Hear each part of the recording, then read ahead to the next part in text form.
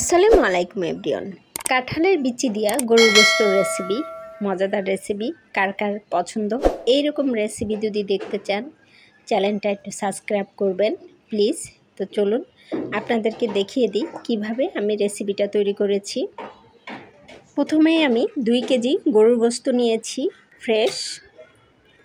2 KG গরুর গোস্ত ধুয়ে সুন্দর করে রেখে দিয়েছি। তারপরে দিয়ে দিলাম টক দই, কাজু বাদাম, হলুদ, মরিচ, ধনিয়া, জিরা, আদা বাটা, রসুন বাটা, স্বাদমতো লবণ, সয়া সস দিয়ে ভালো করে ম্যারিনেট করে আমি আধা ঘন্টা রেখে দিয়েছি।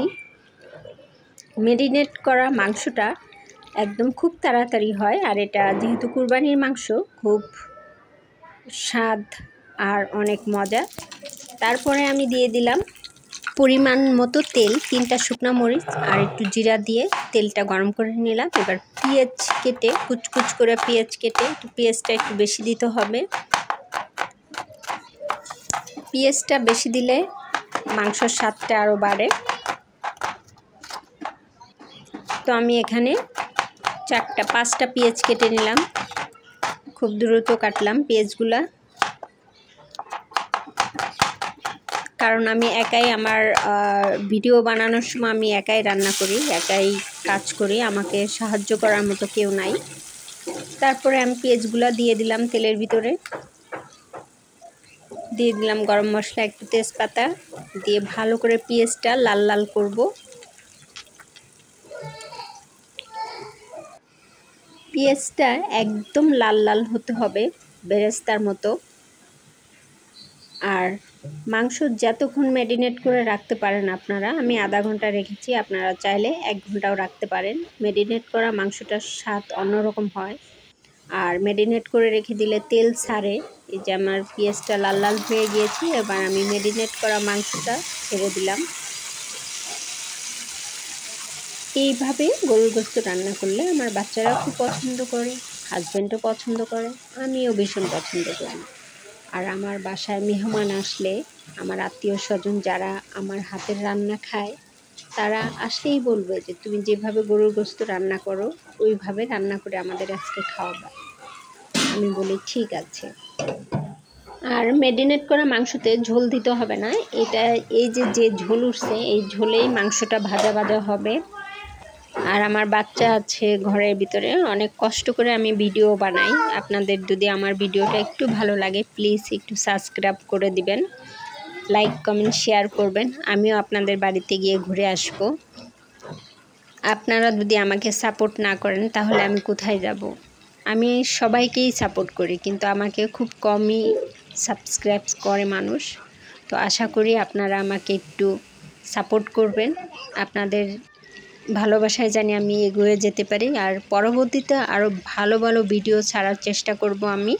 আমার বাচ্চা যেহেতু ছোট, রাখার কেউ নাই, ওকে নিয়েই আমি ভিডিওগুলো করি। গোস্ত প্রায় ভাজা ভাজা হয়ে আসছে, এইভাবে আমি আস্তে আস্তে ধিম জালে এটা পুরা ভাজা ভাজা করব। এইরকমভাবে ভাজা ভাজা করে বাড়ির থেকে একটা কাঁঠাল আনছিলাম, সেই কাঁঠালের বিচি দিয়ে রান্না করব।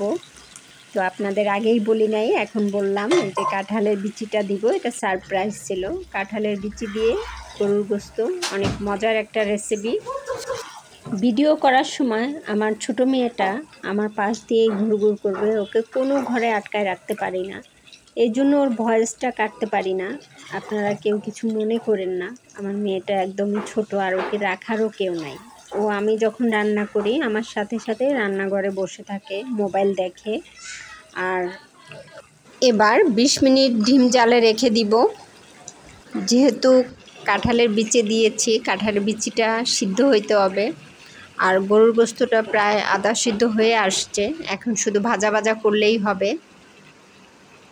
এই ফাঁকে আমি একটু জিরা তেলে পাটায় বেটে রাখবো, কারণ জিরা ভাজাটা গরুর গোস্তর উপরে দিলে অন্যরকম একটা ফ্লেভার আসে, অনেক মজা লাগে আমার কাছে। আর গরুর গোস্তটা কিন্তু একদমই ডিম জালে করতে হবে, এরকম রেসিপি করলে ডিম জালে করতে হবে, না হলে নিচে লেগে গেলে আর এটা খাওয়া যাবে না। গন্ধ আসবে পোড়া। তো এই জন্য আমি এটা পুরা রেসিপিটার কাছে আমি দাঁড়াইছিলাম। খুব সুন্দর একটা ফ্লেভার আসছে, প্রায় হয়ে যাওয়ার কাছাকাছি। আজকের রেসিপিটা কেমন হয়েছে আপনারাই বলবেন। আর আমার কাছে তো খুবই মজা লেগেছে। আবারও আপনাদেরকে বলছি, প্লিজ আপনারা একটু সাবস্ক্রাইব করবেন আমাকে। আমার চ্যানেলটা একদমই নতুন। আমাকে যে লাইক কমেন্ট করবেন, আমি সবার বাড়ি যেয়ে ঘুরে আসব। আর আমি সবাইকে সাবস্ক্রাইব, লাইক, কমেন্ট, শেয়ার করি। কারণ যেহেতু আমি নতুন, সবাইকে না করলে আমাকে কেউ সাপোর্ট করবে না। আমি সবাইকেই সাপোর্ট করি। আর আমি অনেক কষ্ট করে ভিডিও বানাই। ভাই ও বোনেরা, আমারে প্লিজ আপনারা একটু সাপোর্ট করেন।